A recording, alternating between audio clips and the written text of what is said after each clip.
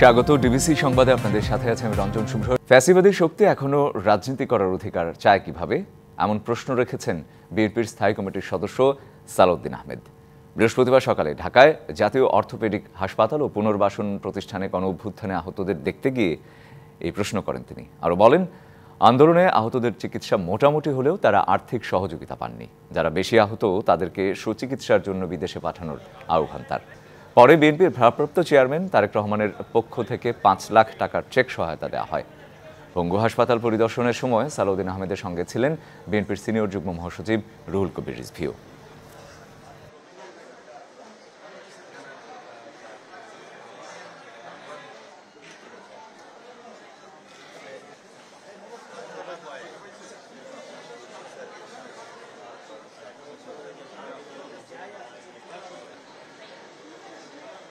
আমরা গত রাত্রে আমাদের নেতা, আমাদের দলের মাননীয় ভারপ্রাপ্ত চেয়ারপারসন জনাব তারেক রহমান আমাদেরকে নির্দেশ দিয়েছেন এবং এই রোগীদের জন্য উনি তাৎক্ষণিকভাবে আমাদের কাছে ৫ লক্ষ টাকা প্রেরণ করেছেন। আমরা সেটা আজকে এখনই আমাদের ডাক্তার রফিক সাহেব আছেন এখানে, স্বাস্থ্য উপদেষ্টা, স্বাস্থ্য সম্পাদক দলের, ওনার হাতে দিয়ে যাচ্ছি। উনি প্রত্যেকের কাছে যার যতটুকু প্রয়োজন উনি একটা বিতরণ করে যাবেন এখনই। ভারতীয় গণমাধ্যম যেভাবে সাবেক প্রধানমন্ত্রী শেখ হাসিনার বক্তব্য বিবৃতি প্রচার করছে তা পছন্দ করছে না অন্তর্বর্তী সরকার, এমনটাই জানিয়েছেন পররাষ্ট্র মন্ত্রণালয়ের মুখপাত্র তৌফিক হাসান। সাপ্তাহিক মিডিয়া ব্রিফিংয়ে তিনি আরও বলেন, বিগত আওয়ামী লীগ সরকার সংশ্লিষ্ট কতজন ভারতে অবস্থান করছেন সে বিষয়েও সুনির্দিষ্ট তথ্য ঢাকার কাছে নেই। বৃহস্পতিবার সাপ্তাহিক ব্রিফিংয়ে গণমাধ্যম কর্মীদের মুখোমুখি হন পররাষ্ট্র মন্ত্রণালয়ের মুখপাত্র তৌফিক হাসান। জানান, সাবেক প্রধানমন্ত্রীর বিবৃতি নিয়ে একাধিকবার অসন্তোষ জানানো হলেও ভারত সরকারের কাছ থেকে কোনো উত্তর মেলেনি। তবে শেখ হাসিনা যাতে সেখানে বসে বিবৃতি না দিতে পারে সে বিষয়ে দিল্লিকে অনুরোধ করা হয়েছে। সাবেক প্রধানমন্ত্রী ৫ই আগস্ট গণঅভ্যুত্থানের সময় ভারতে চলে যাওয়ার পর সেখানকার বিভিন্ন গণমাধ্যমে যে ধারাবাহিকভাবে রাজনৈতিক বিবৃতি বক্তব্য দিচ্ছেন সেটি বাংলাদেশ সরকার ভালোভাবে দেখছে না। এই ব্যাপারে সরকারের তীব্র অসন্তুষ্টি প্রকাশের পাশাপাশি সাবেক প্রধানমন্ত্রীকে এই ধরনের বক্তব্য বিবৃতি প্রদান থেকে বিরত রাখার জন্য কিন্তু ভারত সরকারকে আহ্বান জানানো হয়েছে।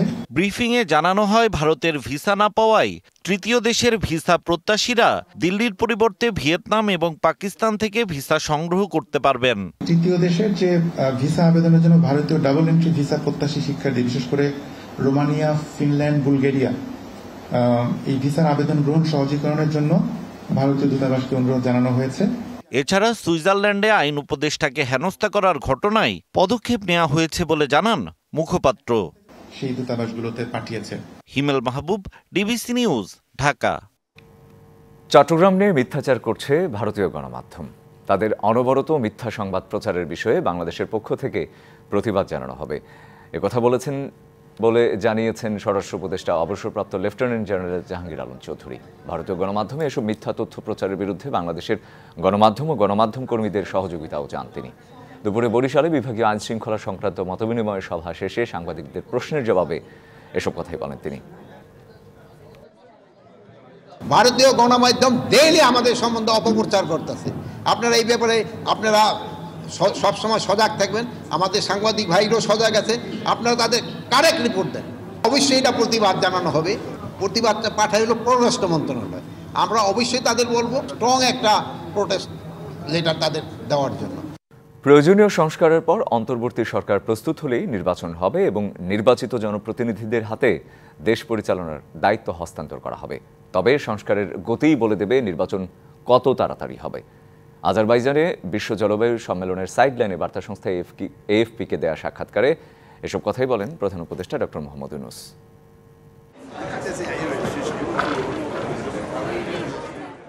আজারবাইজানের বাকুতে জলবায়ু সম্মেলনে অংশ নেওয়ার পাশাপাশি বিভিন্ন রাষ্ট্রনেতা ও সরকার প্রধানদের সাথে বৈঠক করেন অন্তর্বর্তী সরকারের প্রধান উপদেষ্টা। সম্মেলনের সাইডলাইনে বার্তা সংস্থা এএফপিকে সাক্ষাৎকার দেন ডক্টর মোহাম্মদ ইউনূস। কথা বলেন বাংলাদেশের নির্বাচন সংস্কার সহ নানা বিষয়ে। ডক্টর ইউনূস বলেন, নির্বাচন করতে প্রতিশ্রুতিবদ্ধ অন্তর্বর্তী সরকার, তবে নির্বাচন কবে হবে, সংস্কারের গতি তা বলে দেবে। এটা অন্তর্বর্তী সরকার, তাই আমাদের মেয়াদ যতটা সম্ভব সংক্ষিপ্ত হওয়া উচিত। সংস্কারের পর আমরা প্রস্তুত হওয়ার সাথে সাথে নির্বাচন অনুষ্ঠিত হবে। এজন্য সরকার, সংসদ ও নির্বাচনী বিধিমালা ও সাংবিধানিক সংস্কারের বিষয়ে রাজনৈতিক দলগুলোকে দ্রুত একমত হতে হবে। তিনি জানান, দেশের বিভিন্ন খাতে চলমান অস্থিতিশীলতা নিয়ে উদ্বিগ্ন সরকার। তবে তার আশা, এর সমাধান করে শান্তিপূর্ণ পরিবেশ বজায় রাখতে পারবে অন্তর্বর্তী সরকার। জলবায়ু তহবিলে অর্থায়নের বিষয়ে অধ্যাপক ইউনুস বলেন, শিল্পোন্নত দেশগুলোর তৈরি করা সমস্যার সমাধানে অনুন্নত ও উন্নয়নশীল দেশগুলোকে হাত পাততে হচ্ছে। জলবায়ু সম্মেলনে মাছের বাজারের মতো দর কষাকষি করার বিষয়টি অবমাননাকর বলেও মন্তব্য করেন ডক্টর মোহাম্মদ ইউনুস। সামিয়া জান্নাহ, ডিবিসি নিউজ ডেস্ক। আজারবাইজানে চলছে জলবায়ু সম্মেলন COP29। আজ সম্মেলনের চতুর্থ দিন। প্রধান উপদেষ্টা ডক্টর মোহাম্মদ ইউনুস বৃহস্পতিবার COP29 জলবায়ু সম্মেলন ভেন্যুতে আজারবাইজানের রাষ্ট্রপতি ইলহাম আলিয়েভের সাথে দেখা করেন এবং পারস্পরিক স্বার্থের বিষয়ে নানা বিষয়ে আলোচনা করেন। এই সম্মেলনে বাংলাদেশের প্রতিনিধিত্ব করছেন প্রধান উপদেষ্টা ডক্টর মোহাম্মদ ইউনুস। বুধবার বিশ্ব রক্ষায় 3-0 প্রস্তাব তুলে ধরেন তিনি। আর জলবায়ু পরিবর্তনে মারাত্মক ঝুঁকিতে থাকা বাংলাদেশের জন্য উপযুক্ত ক্ষতিপূরণের দাবিও তার। সম্মেলনের চূড়ান্ত ঘোষণায় বিষয়টি যেন গুরুত্ব পায় তা নিয়ে কাজ করছেন ডক্টর ইউনুস। এরই মধ্যে বিশ্বের অন্তত 20টি দেশের শীর্ষ নেতা এবং আন্তর্জাতিক সংস্থার প্রধানদের সাথে দেখা করেছেন তিনি। বৈঠক হয়েছে তুরস্কের প্রেসিডেন্ট রিসেপ তাইয়েপ এরদোয়ানের সাথেও।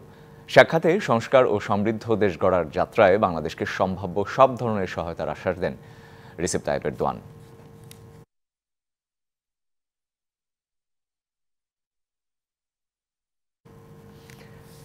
বিশ্ব জলবায়ু সম্মেলন কেবলই দুর্গত দেশগুলোর জলবায়ু তহবিল পাওয়ার আলোচনার মধ্যে আটকে নেই।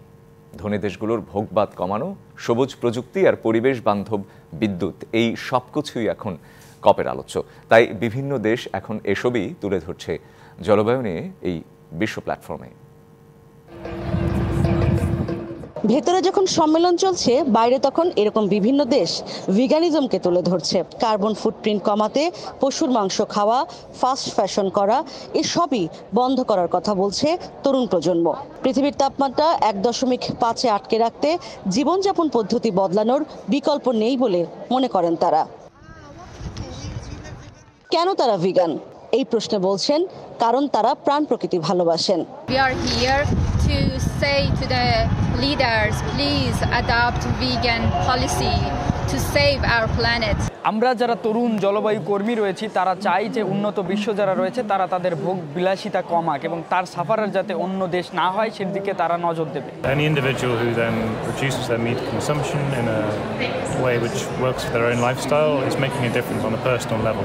সবুজ প্রযুক্তি গড়ে তুলতে বাংলাদেশের প্রয়োজন $11 বিলিয়নের বেশি, বলছেন জলবায়ু বিশেষজ্ঞ। কফের প্রয়োজন নিশ্চয়ই আছে এবং কপ শুধুমাত্র একটি সম্মেলন নয়, এখানে আমরা আন্তর্জাতিক দৃষ্টিগুলোর কমিটমেন্ট এখানে আমরা পাচ্ছি। এক অনানুষ্ঠানিক আলোচনায় আজারবাইজানের রাজধানী বাকুতে প্রধান উপদেষ্টা ডক্টর মোহাম্মদ ইউনুস বলেন, জলবায়ুর ক্ষতি মানে সবার ঘরে আগুন লাগা। জলবায়ুর সমস্যাটা হলো আমাদের ঘরে আগুন লাগার মতো। ঘরে আগুন লেগেছে, এখন ঘরে আগুন লেগেছে, এটা বড় লোকের ঘরে চলছে না গরিব লোকের ঘর, সেটা তো না, ঘর একটাই। এই পৃথিবী পড়ে গেলে সেখানে ধনী দেশও পড়বে, গরিব লোক দেশও পড়বে। কাজে তাদেরকে সেই সতর্কতাটা দেওয়া, এটা ঘর একটা, পৃথিবী একটা। আগামী বছর COP30 অনুষ্ঠিত হবে ব্রাজিলের আমাজনের পাশে। বিশ্ববাসী এখন তাকিয়ে সেদিকে। COP29-এর এবারের সম্মেলনে শুধু জলবায়ু তহবিল নয়, গুরুত্বের সাথে যেটি উঠে এলো সেটি হচ্ছে উন্নত বিশ্বকে তাদের ভোগবাদিতা পরিবর্তন করতে হবে জীবনযাপন পদ্ধতি। তাহলেই বাঁচবে পৃথিবী, বাঁচবে সভ্যতা। ব্রাজিলের দিকে তাকিয়ে রয়েছে সারা বিশ্ব, কি হয় সেখানে আগামী কপে। Ishrat Jahan Urmi, DBC news, Baku, Azerbaijan. পঞ্চদশ সংশোধনী সংবিধানের মূল ভিত্তির সঙ্গেই সাংঘর্ষিক। এই সংশোধনীর ফলে ইলেকশন পরিণত হয়েছে সিলেকশনে। তাই দু একটি বিধান রেখে পঞ্চদশ সংশোধনী বাতিলের যুক্তি তুলে ধরেছে জামায়াতে ইসলামীর আইনজীবী শিশির মনির। ইলেকশন প্রক্রিয়া এমন এক পর্যায়ে চলে গেছে যেখানে ইলেকশন আর ইলেকশন থাকেনি, সেটি সিলেকশনে রূপান্তরিত হয়েছে। এই জন্য পঞ্চদশ সংশোধনী বাংলাদেশের মানুষের যে আশা, আকাঙ্ক্ষা এবং অ্যাসপিরেশন, এই সবগুলোকে ডিস্ট্রয় করেছে। বাংলাদেশের মানুষ গণতন্ত্রপ্রিয়, বাংলাদেশের মানুষ মাল্টি পার্টি ডেমোক্রেসিতে বিশ্বাস করে, বাংলাদেশের মানুষ ভোটকে উৎসব হিসেবে নিতে বিশ্বাস করে। সেই উৎসবকে ডেস্ট্রয় করে আমরা এটিকে একটি কর্তৃত্বপরায়ণ সরকার ব্যবস্থা কায়েম করেছি। বিদ্যুৎ ও জ্বালানির দ্রুত সরবরাহ বৃদ্ধি সংক্রান্ত আইনের দায়মুক্তির সিদ্ধান্ত অবৈধ ও জনবিরোধী বলে রায় দিয়েছে আদালত। বিদ্যুতের কোনো চুক্তি নিয়ে প্রশ্ন তোলা যাবে না, এই ধারাও বাতিল করা হয়েছে। বৃহস্পতিবার বিচারপতি ফারা মাহবুব ও বিচারপতি দেবাশিস রায়চৌধুরীর হাইকোর্ট বেঞ্চ এই আদেশ দেয়। আদালত বলেছে, কুইক রেন্টাল বিদ্যুৎ কেন্দ্রগুলোর সঙ্গে চুক্তি পুনর্বিবেচনা করতে পারবে সরকার। ঘরে ঘরে বিদ্যুৎ দেওয়ার কথা বলে 2010 সালে দ্রুত বিদ্যুৎ ও জ্বালানি আইন করে আওয়ামী লীগ সরকার। এই আইনের বলে যা কিছু করা হবে এ নিয়ে প্রশ্ন তোলা যাবে না এবং ক্রয় সংক্রান্ত বিষয়ে বিদ্যুৎ, জ্বালানি ও খনিজ সম্পদ মন্ত্রণালয়ের দায়িত্বপ্রাপ্ত মন্ত্রীকে দেয়া হয় একক ক্ষমতা। 5 আগস্টের পর এই আইনের দুটি ধারাকে চ্যালেঞ্জ করে রিট করা হয় উচ্চ আদালতে। বৃহস্পতিবার দায়মুক্তি ও মন্ত্রীর একক ক্ষমতাকে অবৈধ ও বাতিল ঘোষণা করে হাইকোর্ট। মন্ত্রী এককভাবে স্বীয় বিবেচনায় যে কেউ সাথে চুক্তি করতে পারে। সরকারের যে কোনো ক্রয় বিক্রয়, এটা তো একটা পাবলিক প্রসেস, টেন্ডারিং প্রসেসের মাধ্যমে হয়, এটা টেন্ডার ছাড়াই ওনাকে ক্ষমতা দেওয়া হয়েছিল। রিটকারীর আইনজীবী বলেন, লুটপাটকে বৈধতা এবং আওয়ামী লীগের ঘনিষ্ঠ ব্যবসায়ীদের সুবিধা দিতেই করা হয়েছিল এই আইন। আসলে এটা লুটপাটের বিশেষ বিধান আইন হয়ে গেছে। তো ওই জন্যই আদালত এই 6(2)কে অসাংবিধানিক ঘোষণা করেছেন। এই যে এটা কোনো আনলিমিটেড অসীম ক্ষমতা এক ব্যক্তিকে দেওয়া হয়েছে, এইটা একটা প্রজাতন্ত্রে হতে পারে না। রেন্টাল ও কুইক রেন্টাল বিদ্যুৎ কেন্দ্রগুলো কিভাবে চলবে সে নিয়েও পর্যবেক্ষণ দিয়েছে হাইকোর্ট। আদালত বলেছে, কুইক রেন্টাল বিদ্যুৎ কেন্দ্রগুলোর সঙ্গে চুক্তি পুনর্বিবেচনা করতে পারবে সরকার। সরকার দরকার হলে ওদের সাথে চুক্তি পুনর্মূল্যায়ন করতে পারবে। অর্থাৎ ওই চুক্তিগুলি যে বসে থেকে টাকা দিবে সরকার, যদি এটা না চায় তাহলে হয়তো ওই চুক্তির ওই শর্তগুলি সরকার বদলাতে পারবে। এই ক্ষমতাও এই রায়ে সরকারকে বিশেষভাবে দেওয়া হয়েছে। কুইক রেন্টাল বিদ্যুৎ কেন্দ্রগুলো বসিয়ে রেখে হাজার হাজার কোটি টাকা ক্যাপাসিটি চার্জ দিয়ে আসছিল বিগত আওয়ামী লীগ সরকার। Daud Khan, DBC news, Dhaka. নিচে একটা বিরতির সঙ্গে থাকুন। স্বাগত আরেকবার ডিবিসি সংবাদে। জনগণ ভোটের অধিকার ফিরে পেলেই কেবল সফল হবে জুলাই আগস্টের গণ আন্দোলন, এমনটাই বলেছেন বিএনপির ভারপ্রাপ্ত চেয়ারম্যান তারেক রহমান। 16 বছর এবং জুলাই আগস্ট গণ অভ্যুত্থানে আত্মত্যাগকারীদের যথাযথ স্বীকৃতি দেওয়ার আহ্বানও জানিয়েছেন তিনি। রাজধানীর একটি হোটেলের রাষ্ট্র কাঠামো মেরামতের রূপরেখা 31 দফা শিরোনামে আলোচনা সভায় লন্ডন থেকে ভার্চুয়ালি যুক্ত হয়ে এসব কথা বলেন তারেক রহমান। এদিকে আলোচনায় দলটির মহাসচিব মির্জা ফখরুল বলেন, স্বাধীনতার 53 বছরেও দেশে শান্তিপূর্ণ ক্ষমতা হস্তান্তরের পথ তৈরি না হওয়া দুঃখজনক। স্বাধীনতা 53 বছর পরেও কিন্তু আমরা পিসফুল ট্রান্সফার অফ পাওয়ার এর একটা সিস্টেম আমরা ইনভলভ করতে পারিনি। আমরা যুগপৎ আন্দোলন করছিলাম, সেই যুগপৎ আন্দোলন দলগুলো একমত হয়েই আমরা 31 দফা প্রণয়ন করেছিলাম। জুলাই আগস্টের অভ্যুত্থানে যারা ফ্যাসিবাদ বিরোধী আন্দোলনে সম্পৃক্ত ছিলেন, গণতন্ত্রের পক্ষের প্রতিটি ব্যক্তি, দল, সংগঠন ও গোষ্ঠী তাদের সকলের আত্মত্যাগের যথাযথ স্বীকৃতি দিয়ে প্রতিটি শ্রেণী পেশার মানুষের অংশগ্রহণমূলককে সম্মান জানিয়ে লুণ্ঠিত ভোটের অধিকার ফিরিয়ে এবং জনগণের ম্যান্ডেট নিয়ে একটি সত্যিকার গণতান্ত্রিক বাংলাদেশ প্রতিষ্ঠা করাই আমাদের সমন্বিত অগ্রাধিকার। গণ অভ্যুত্থানে আহত সকলের আমৃত্যু সব ধরনের চিকিৎসা নিশ্চিত করা হবে। নিজেদের টাকা খরচ করে যারা চিকিৎসা চালিয়েছেন তাদের টাকাও ফেরত দেওয়া হবে বলে জানিয়েছেন প্রধান উপদেষ্টার বিশেষ সহকারী অধ্যাপক সাইদুর রহমান। বৈষম্য বিরোধী ছাত্র আন্দোলনে আহতদের ক্ষতিপূরণের বিষয়ে সচিবালয় বৈঠক শেষে তিনি জানান, আগামী 5 কর্মদিবসের মধ্যে আহতদের সব সুযোগ সুবিধা লিখিত আকারে প্রকাশ করা হবে। তাদের চিকিৎসা সেবা, তাদের স্বল্পমেয়াদী পুনর্বাসন, দীর্ঘমেয়াদী পুনর্বাসনের জন্য সরকারের বিভিন্ন মন্ত্রণালয়ের পক্ষ থেকে এবং সরকারের বাইরে বিভিন্ন ফাউন্ডেশন, জুলাই শহীদ স্মৃতি ফাউন্ডেশন সহ বিভিন্ন প্রতিষ্ঠানের পক্ষ থেকে যে উদ্যোগগুলো গ্রহণ করা হবে সেগুলোর সমন্বয়ের মাধ্যমে আমরা নিশ্চিত করতে চাই আমৃত্যু এই অভ্যুত্থানের সকল আহত যোদ্ধাকে সম্মানের সঙ্গে তার সকল ধরনের চিকিৎসা, পুনর্বাসন এবং কর্মসংস্থানের ব্যবস্থা করা হবে। খুলনায় একটি ধর্ষণ মামলায় কারাগারে পাঠানো হয়েছে সাবেক ভূমিমন্ত্রী নারায়ণ চন্দ্র চন্দকে। দুপুরে খুলনার আমলি আদালত 1-এর বিচারক এই আদেশ দেন। দুপুরে নারায়ণ চন্দ্র চন্দকে আদালতে হাজির করা হলে বিক্ষুব্ধ জনতা তাকে লক্ষ্য করে ডিম ছোঁড়ে। এ সময় তারা নারায়ণ চন্দ্রের শাস্তির দাবিতে বিভিন্ন স্লোগানও দেয়। এটি ধর্ষণ মামলায় প্রভাব খাটিয়ে আসামিদের সহযোগিতা করার অপরাধে দায়ের হওয়া মামলার ২ নম্বর আসামি সাবেক ভূমিমন্ত্রী। কলেজ পড়ুয়া এক ছাত্রীকে উপজেলার সাবেক চেয়ারম্যান এজাজ আহমেদ ধর্ষণ করে। ওই ঘটনায় মামলা করতে গেলে সাবেক মন্ত্রী নারায়ণ চন্দ্র প্রভাব খাটিয়ে মামলা গ্রহণ না করতে থানাকে প্রভাবিত করে এবং বাদী পক্ষকে হুমকি দেয়। পূর্বাচলে লেকের পাড় থেকে উদ্ধার হওয়া ৭ টুকরা মরদেহটি নারায়ণগঞ্জের ব্যবসায়ী জসিমউদ্দিন মাসুমের। প্রেম ঘটিত নানা কারণে তিনি হত্যার শিকার হন বলে জানিয়েছে পুলিশ। এ ঘটনায় রুমা আক্তার নামে একজনকে গ্রেপ্তার করা হয়েছে। পুলিশ সুপার জানান, মাসুমের সাথে প্রেমের সম্পর্কে অবনতি হওয়ায় ক্ষুব্ধ ছিল রুমা। 10ই নভেম্বর রাতে মাসুমকে শ্যামলের একটি বাসায় ডেকে নেন তিনি। দুধের সাথে নেশাজাত দ্রব্য মিশিয়ে অচেতন করে চাপাতি ও হ্যাকসো ব্লেড দিয়ে হত্যা করা হয় মাসুমকে। পরে মরদেহ 7 টুকরো করে পূর্বাচলের বিভিন্ন স্থানে ফেলে দেওয়া হয়। হত্যায় ব্যবহৃত অস্ত্রও উদ্ধার হয়েছে। হত্যার সাথে আরও কেউ যুক্ত ছিল কিনা তা জানতে চলছে তদন্ত। বিশ্ব ডায়াবেটিস দিবস উপলক্ষে রাজধানীর সেগুনবাগিচায় বারডেম মা ও শিশু হাসপাতালে আলোচনা সভা অনুষ্ঠিত হয়েছে। প্রধান অতিথি হিসেবে বক্তব্য রাখেন বাংলাদেশ ডায়াবেটিক সমিতির প্রেসিডেন্ট এবং জাতীয় অধ্যাপক AK আজাদ খান। বক্তারা বলেন, দেশে বর্তমানে টাইপ 1 বা জন্মগত ডায়াবেটিসে আক্রান্ত শিশুর সংখ্যা ক্রমেই বাড়ছে, যা সুস্থ সুন্দর ভবিষ্যৎ প্রজন্ম গড়তে ব্যাপক ঝুঁকি তৈরি করছে। তাই ডায়াবেটিসের মতো নীরব ঘাতক রোগের ঝুঁকি মোকাবিলায় সবাইকে সচেতন হওয়ার পাশাপাশি সমন্বিত উদ্যোগে কাজ করার আহ্বান তাদের। অনুষ্ঠানে টাইপ 1 ডায়াবেটিসে আক্রান্ত দুস্থ শিশুদের মাঝে বিনামূল্যে ইনসুলিন বিতরণ করা হয়।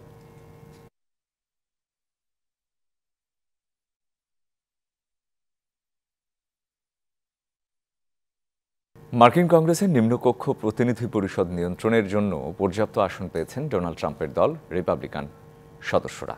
সিনেটের পর প্রতিনিধি পরিষদের জয়ে ট্রাম্প সরকারের শাসনের পথ আরও মসৃণ হল। নিশ্চিত হল একচেটিয়া নিয়ন্ত্রণ। কংগ্রেসের সিনেটে নিয়ন্ত্রণ পাওয়ার পর এবার যুক্তরাষ্ট্রের প্রতিনিধি পরিষদও রিপাবলিকানদের দখলে। ফলে ক্ষমতায় রাজস্বিক প্রত্যাবর্তন হওয়া ডোনাল্ড ট্রাম্প আইন প্রণয়নের পথে থাকবেন অনেকটাই বাধাহীন। স্থানীয় সময় বুধবার এপি জানায় 435 সদস্যের প্রতিনিধি পরিষদে অন্তত 218টি আসন নিশ্চিত করেছে রিপাবলিকানরা। সিনেটে রিপাবলিকানদের নিয়ন্ত্রণের পাশাপাশি প্রতিনিধি পরিষদেও তাদের আধিপত্য নিশ্চিত করার ফলে কর ও ব্যয় সংকোচন, জ্বালানি খাতে নিয়ন্ত্রণ শিথিলকরণ, সীমান্ত নিরাপত্তা নিয়ন্ত্রণের মতো গুরুত্বপূর্ণ বিষয় বাস্তবায়নের সুযোগ পাবেন ট্রাম্প। প্রেসিডেন্ট জো বাইডেনের মেয়াদে গেল 2 বছর কংগ্রেসের নিম্নকক্ষ প্রতিনিধি পরিষদ বিরোধী দল রিপাবলিকানদের নিয়ন্ত্রণে ছিল। সে সময় বিভিন্ন নীতি বাস্তবায়ন এবং প্রস্তাব পাশ করতে বাধার মুখে পড়তে হয়েছে বাইডেনকে। জয় নিশ্চিতের ফলে আগামী 2 বছর অনেকটা বাধা ছাড়াই নির্বাচনী অঙ্গীকার বাস্তবায়নের সুযোগ পাবেন ট্রাম্প। এদিকে ডোনাল্ড ট্রাম্পের প্রশাসনে পররাষ্ট্রমন্ত্রী হিসেবে নিয়োগ পাচ্ছেন ফ্লোরিডার senator Marco Rubio, national intelligence বিভাগের পরিচালক তুলসি গ্যাবার্ড, অ্যাটর্নি জেনারেল হিসেবে ফ্লোরিডার আরেক আইন প্রণেতা ম্যাট গায়েটস। এর আগে জাতিসংঘে রাষ্ট্রদূত হিসেবে নিউ ইয়র্কের প্রতিনিধি এলিস স্টেফানিক, জাতীয় নিরাপত্তা উপদেষ্টা হিসেবে ফ্লোরিডার প্রতিনিধি মাইক ওয়াল্টস, কেন্দ্রীয় গোয়েন্দা সংস্থার নেতৃত্ব দেওয়ার জন্য জাতীয় গোয়েন্দা বিভাগের সাবেক পরিচালক জন র্যাটক্লিফকে মনোনীত করেন ট্রাম্প। তবে ট্রাম্পের সাম্রাজ্যে এসব নিয়োগ মধ্যপ্রাচ্যে মার্কিন নীতির ওপর বৃহত্তর রাজনৈতিক বিভাজনের প্রতিফলন ঘটাবে বলে মনে করছেন বিশ্লেষকরা। Shovon Shahmin Disha, DBC news desk. Gaza Israeli বাহিনীর অভিযান শেষ করার সময় হয়ে এসেছে বলে মন্তব্য করেছেন মার্কিন পররাষ্ট্রমন্ত্রী অ্যান্টনি ব্লিংকেন। বাইডেন প্রশাসনের অবশিষ্ট মেয়াদে ইউক্রেনকে প্রতিশ্রুত অর্থ ও যুদ্ধ সরঞ্জাম হস্তান্তরের বিষয়টিও উল্লেখ করেন তিনি। বুধবার বাইডেনের সঙ্গে নবনির্বাচিত প্রেসিডেন্ট ডোনাল্ড ট্রাম্পের বৈঠকের পর এই মন্তব্য করেন ব্লিংকেন। বৈঠকে মধ্যপ্রাচ্য ও ইউক্রেন ইস্যুতে বিস্তর আলোচনা হয়েছে বলেও জানিয়েছেন হোয়াইট হাউসের জাতীয় নিরাপত্তা উপদেষ্টা। বিভিন্ন নীতি নিয়ে স্পষ্ট মতবিরোধ রয়েছে জো বাইডেন ও ডোনাল্ড ট্রাম্পের, যা প্রকাশ পেয়েছিল ট্রাম্পের নির্বাচনী প্রচারণার সময়। বিশেষত যুদ্ধনীতিতে 180 ডিগ্রি উল্টো অবস্থান রিপাবলিকান ও ডেমোক্র্যাট নেতার। নির্বাচনে জয়ের পর বিশ্লেষকদের কাছে ট্রাম্পের যুদ্ধবন্ধ নীতি তাই আলোচনার কেন্দ্রবিন্দুতে। বুধবার হোয়াইট হাউসে বসেছিলেন ট্রাম্প ও বাইডেন। শান্তিপূর্ণভাবে ক্ষমতা হস্তান্তর ছাড়াও আলোচনায় উঠে আসে মধ্যপ্রাচ্য ও ইউক্রেন যুদ্ধের বিষয়। হোয়াইট হাউসের জাতীয় নিরাপত্তা উপদেষ্টা জ্যাক সুলিভান এমনটা জানিয়েছেন। ইউক্রেনের প্রতি সমর্থন মার্কিন নিরাপত্তার জন্য ভালো বলে বাইডেনের যুক্তির কথাও বলেন সুলিভান। এদিকে গাজায় ইসরায়েলি বাহিনীর অভিযান শেষ করার সময় এসেছে বলে মন্তব্য করেছেন যুক্তরাষ্ট্রের পররাষ্ট্রমন্ত্রী অ্যান্টনি ব্লিংকেন। সহসা যুদ্ধ শেষ না হলে ইসরায়েলকে মানবতা বিরোধী অপরাধের মুখে পড়তে হবে বলে সতর্ক করা হয়। এছাড়া ইউক্রেনের সর্বশেষ প্রযুক্তি সরঞ্জাম পাঠিয়ে মার্কিন প্রশাসন তাদের কৌশলে পরিবর্তন ও সামঞ্জস্য আনছে বলে জানান ব্লিংকেন। গাজায় কার্যকর যুদ্ধবিরতি দেখতে চাই আমরা। পুরোটাই না হলেও একটি বড় অংশকে যুদ্ধবিরতির আওতায় নিয়ে আসতে হবে। এছাড়া ইউক্রেনে উত্তর কোরিয়ার সেনাদের উপস্থিতি উদ্বেগ ছড়াচ্ছে। আর 2025 সাল পর্যন্ত যুদ্ধ চালানোর রসদ ইউক্রেনকে দিয়ে যেতে চাই। নির্বাচনী প্রচারণায় গাজা ও ইউক্রেনে যুদ্ধবন্ধের কার্যকরী পদক্ষেপ নেবার কথা জানিয়েছিলেন ডোনাল্ড ট্রাম্প। যদিও নির্বাচিত হবার পর কার্যকর কোনো পরিকল্পনা দিতে পারেননি তিনি। বিশ্লেষকদের ধারণা সহসাই শান্তি আলোচনা বাস্তবায়িত হবে না, তবে যুদ্ধে কমে আসবে যুক্তরাষ্ট্রের অংশীদারিত্ব। Mirza Sanowar Hossain, DBC news desk. West ইন্ডিজে পৌঁছে ফুরফুরে মেজাজে বাংলাদেশ ক্রিকেট দল। অ্যান্টিগায় সমুদ্র পাড়ে ভলিবল খেলে নিজেদের সতেজ রাখছেন শরীফুল, নাহিদ রানারা। আফগানিস্তানের সাথে ওয়ানডে সিরিজ শেষ করে দুবাই থেকে 2 বহরে ক্যারিবীয় দ্বীপপুঞ্জের উদ্দেশ্যে রওনা দেন টেস্ট স্কোয়াডের সদস্যরা। 2 ম্যাচের টেস্ট সিরিজের আগে একটি প্রস্তুতি ম্যাচও খেলবে টাইগাররা। 22 নভেম্বর থেকে অ্যান্টিগায় আর 30 নভেম্বর থেকে জামাইকায় শুরু হবে 2টি ম্যাচ। সিরিজটি আইসিসির টেস্ট চ্যাম্পিয়নশিপের অংশ। এই সিরিজের পর 2 দল 3টি করে ওয়ানডে আর টি20 ম্যাচের সিরিজও খেলবে।